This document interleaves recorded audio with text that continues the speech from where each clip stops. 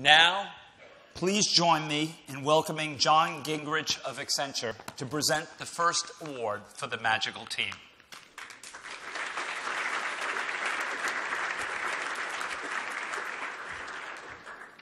Thank you, John.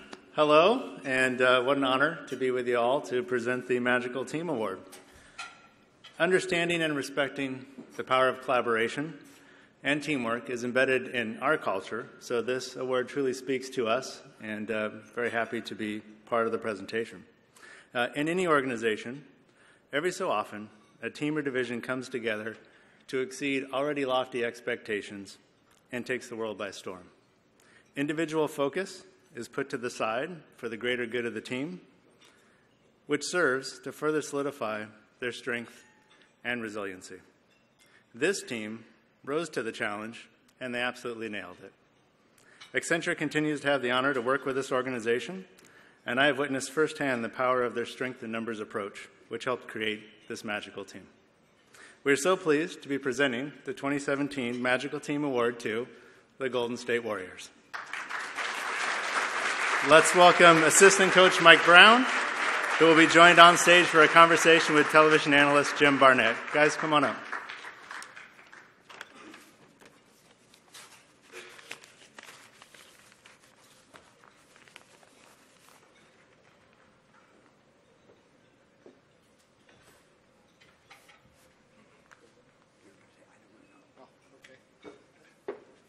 Congratulations. Thank you very much. Congratulations.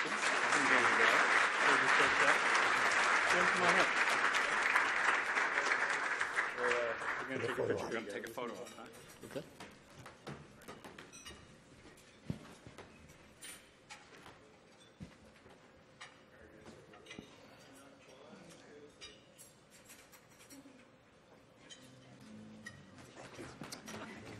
John, thank you. Yeah.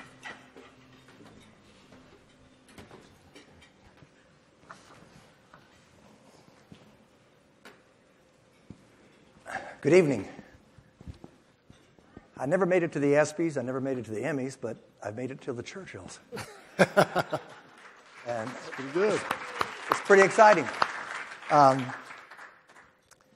Didn't know much about it ahead of time, but did a little homework here, and Mike and I are certainly glad to be here representing the Golden State Warriors. And I think it was very appropriate. I'm listening to all the adjectives that describe our team, the nouns, and that does fit us to a T. They're a very special team. Over the last 3 years, in 2014-15, they had a record of 67-15, won the NBA championship. The next year, they set an NBA all-time record for regular season, 73-9. I don't think that'll ever be broken. Unfortunately, they didn't win the championship that year. Then they came back last year, which was Mike's first year as coming to the Warriors as an associate head coach. And once again, 67-15, won the NBA championship, and in the process, swept the first three opponents in the playoffs, and then beat Cleveland in the finals 4-1. So that's a 16-1 record. That's an all-time best in playoff history as well.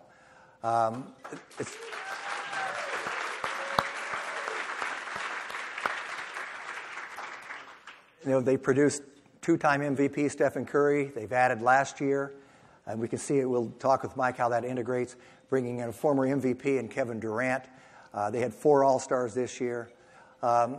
Steve Kerr's been Coach of the Year. Our Bob Myers, our General Manager, Executive of the Year once again this year. It just goes on and on and on. So now I'm going to ask Mike how this all transpires and how do you keep it going. My first question, though, Mike, is do you always eat your dessert before the entree? You saw that.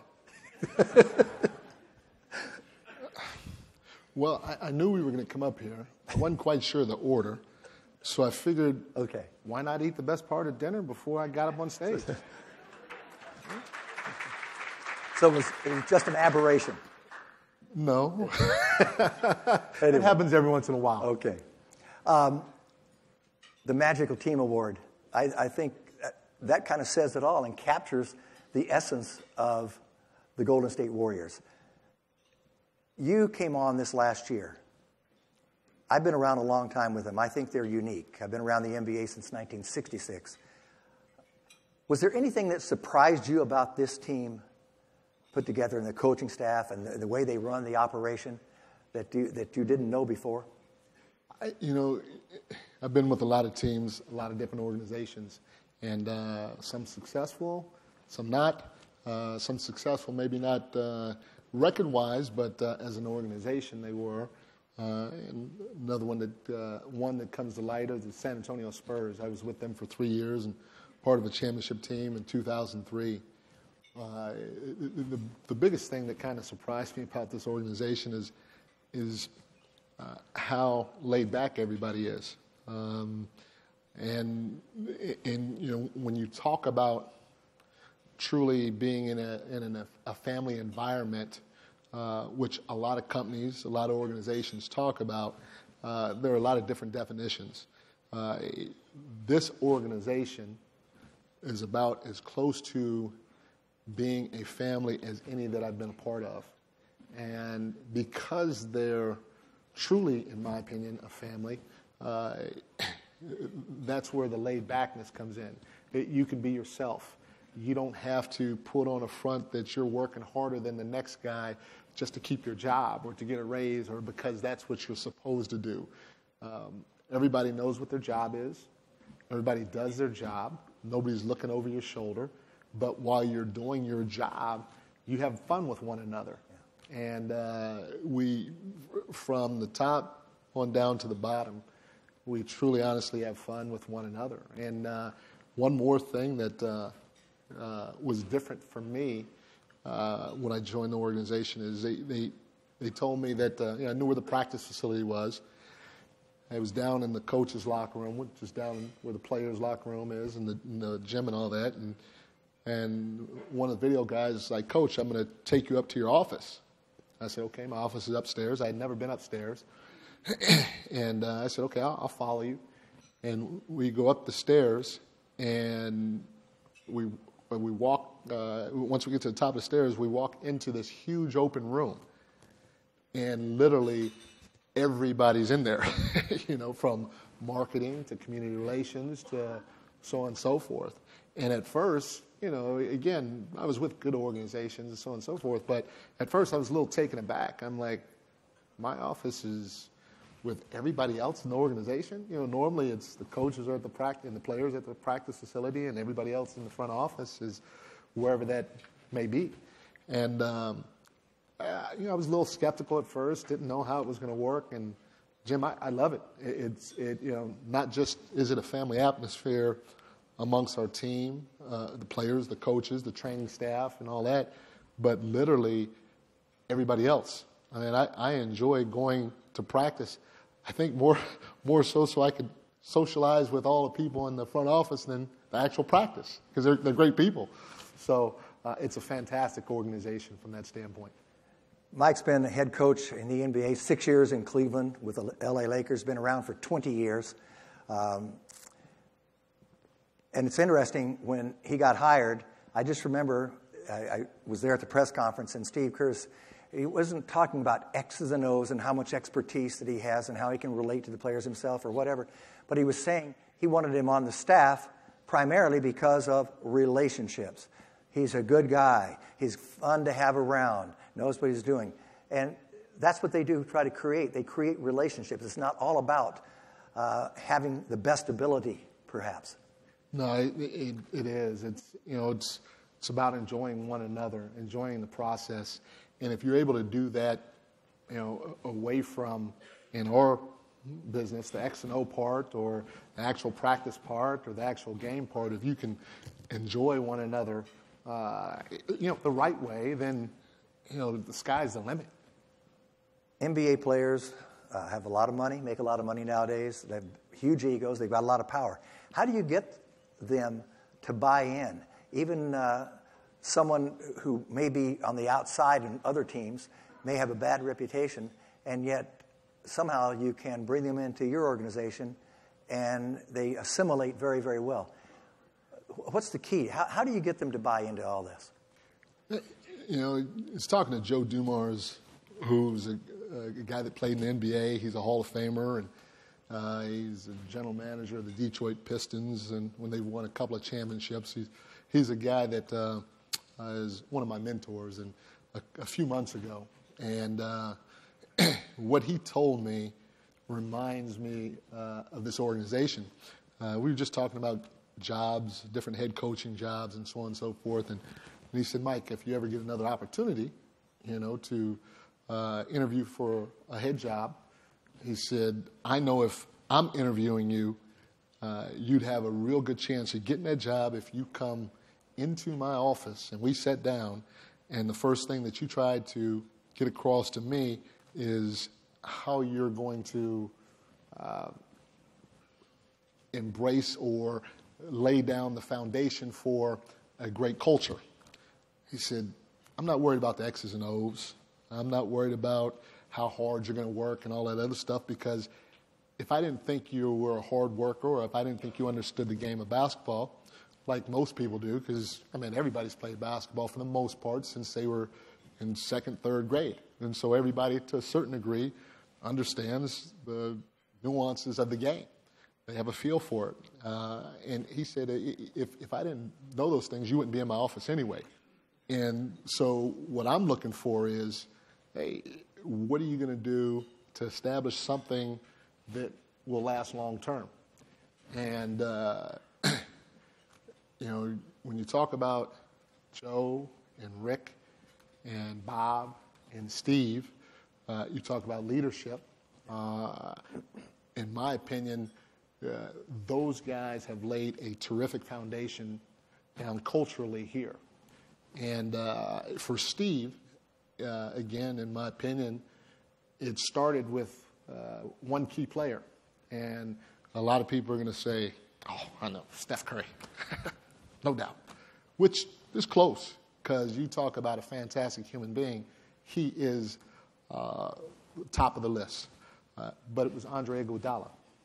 From the outside looking in, Steve, as a young coach that never coached before, and when I say young, and not age-wise, he's older than me. I hope that gets back to him somehow, some way. But in terms of experience, his first year, he comes into the door and he looks a guy in the eye that has been an all-star before, who's been in the league a long time, who makes more than him. And that's the one thing that's different from our business than most other businesses is the guys that work for us actually make more than us. But, to look him in the eye and say, hey, can you come off the bench? And that's not easy when you're dealing with, again, the egos and the money involved and so on and so forth, because that could drastically affect the outcome or bottom line of what Andre's going to make in the future. And it could shorten his career, because people may think that, hey, he's coming off the bench because he's done or whatever. And so for Steve to have the foresight to go to him and ask him to do that, and Andre to accept it the way that he did, being a veteran that's well respected not only in the locker room here in Golden State but around the league, and then for him to have success individually he was the MVP that year in the finals, and for the team to have success, that just solidified, in my opinion, the culture that is in place today. And now you take guys like Steph Curry and Klay Thompson and Draymond and the rest of the guys, and they've all embraced it. And it's hard to go away from it, because everybody works so hard at making sure that that's right. I'm convinced that it does start with Steve Kerr. You've got the talent, yes, and everyone has to have talent to win. But his leadership qualities, I think a great leader hires people, empowers them. And the evidence for that is 2 years ago, with the back problem that he had and all the pain, he missed the first 43 games of the season. And Luke Walton, who'd never coached before, was an assistant coach, took over, and they were 39-4 under Luke Walton. What is it that you've noticed about Steve Kerr, his leadership abilities, and what makes him unique? Because I've often said this. First of all, I'll tell you this. I've never met a finer man. And that includes Bob Myers. These are fine men.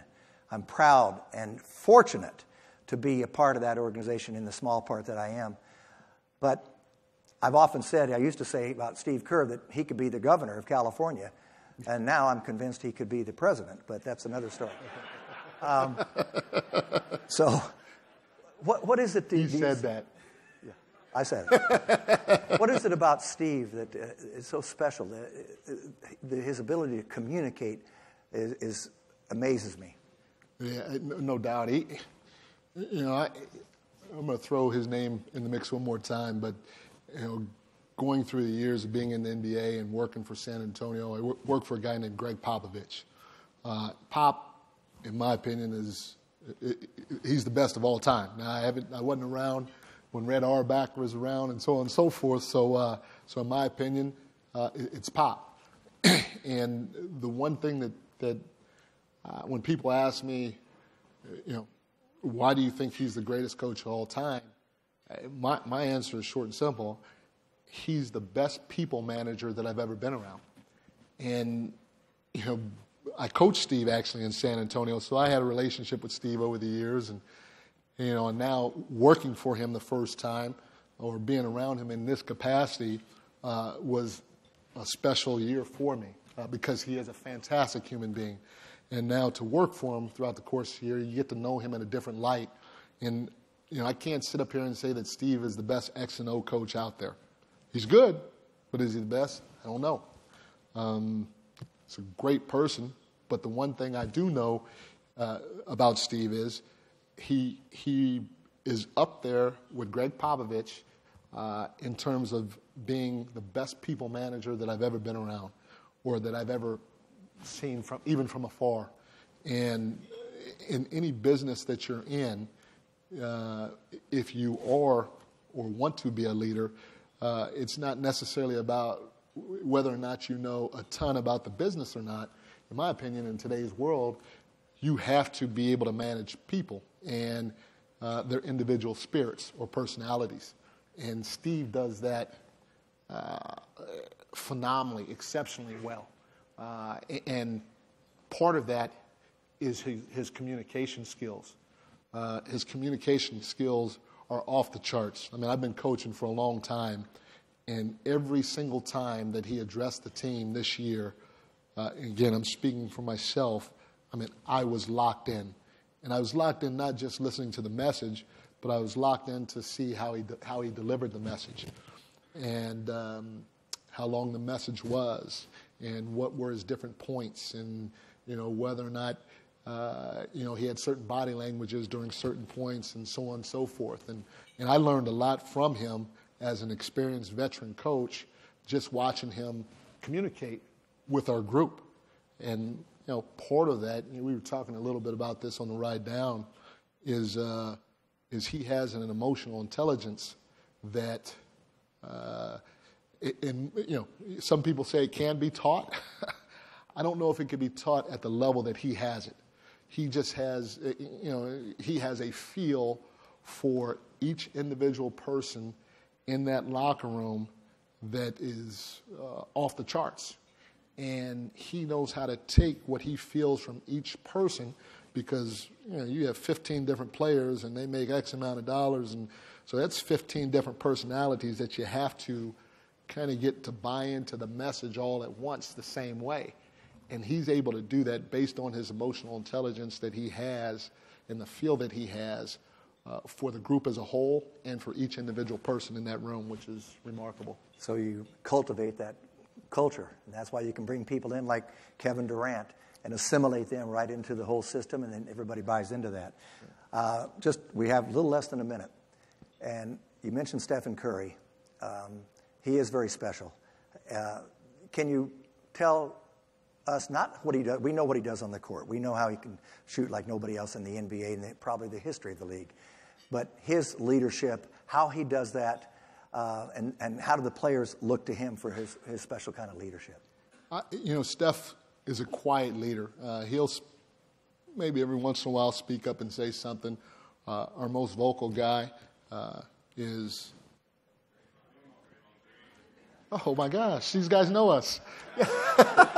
Steve's still working on emotional intelligence on that.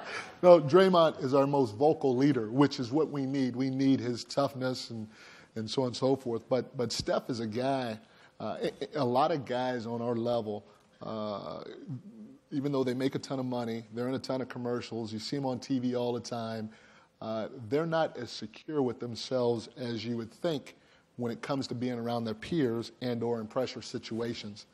And Steph is a guy, in my opinion, that is so confident in himself that he probably has the most confidence in himself than almost any other player that I've been around. And our guys feed off of that.